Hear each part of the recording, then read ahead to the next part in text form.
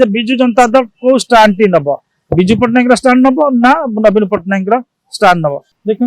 Union minister Giriraj Kishore जो कथाटी कहते गत काली सेटा आमे एपर्यंत कहीं जानी ना निजस्व मत ना भारतीय जनता पार्टी मत तो भारतीय जनता पार्टी केंद्रीय नेतृत्व एवं राज्य नेतृत्व ए नहीं संपूर्ण नीरव रही एवं गिरिराज किशोर जदि व्यक्तित्व को आपड़ परखिए निरेखिए तांकर मत बा मंतव्य केतबेले भारतीय जनता पार्टी सीरियसली नहीं नए सी गोटे माने माने न्यूज मेकर आप पारती किसी अनकनभेन्शनल वे रे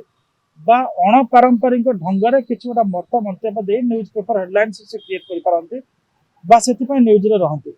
तो सी जो कथा कहते नीतीश कुमार एवं नवीन पट्टनायक कथा कहते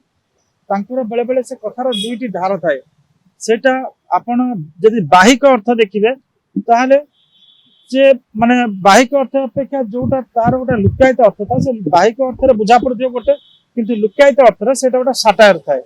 तो आमको अपेक्षा करिया पड़िबो जे ओडिशा शाखार जो बीजेपी नेतृत्व कोन कहउचंती एवं केंद्रीय शाखार नेतृत्व कोन कहउचंती किंतु जहा लागुची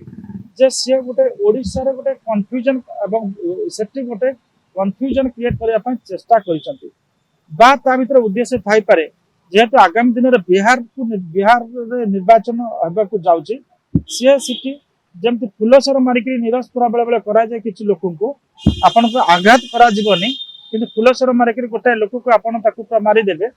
से लगुच नीतीश समर्थक को बीजेपी आड़ को आने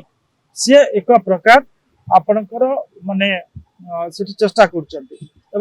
नवीन पट्टनायक कथा उठे विजु जनता दल जो विजु पट्टनायक को आपणकर भारत रत्न दबा कथा कही भितर गोटे सामग्रिक भाव में गोटे कन्फ्यूजन क्रिएट करने चेष्टा कर नेता आम कहीपर बेले बेले अनकनभेन्शनल मंतव्य देख न्यूज रहती आउ बेले बेले दी धारुआ जो शब्द थाए से बाहर को लगुवा प्रशंसा किंतु भितर जहाँ कहती फुलसर मारिक निरस्तर बा चेर काटिदेवार प्रयास से करी कथा भी आम आलोचना कले जे होल माने मिशन टा है पारे टू क्रिएट ए कन्फ्यूजन जे बिजु पट्टनायक कथा कहउचंती नवीन पट्टनायक बर्तमान गोटे कन्फ्यूजन से क्रिएट कर देले जे बिजु जनता दल को स्टैंड टी नब बिजु पट्टनायक स्टैंड नब ना नवीन पट्टनायक स्टैंड नब सी हैज माने कहि परबा वेरी मेटिकुलसली और very intentionally he has created a confusion. जदि आपंक आम भिडी भल लगा तेब आम चैनल को लाइक शेयर और सब्सक्राइब करने को जमा भी भूलु नहीं।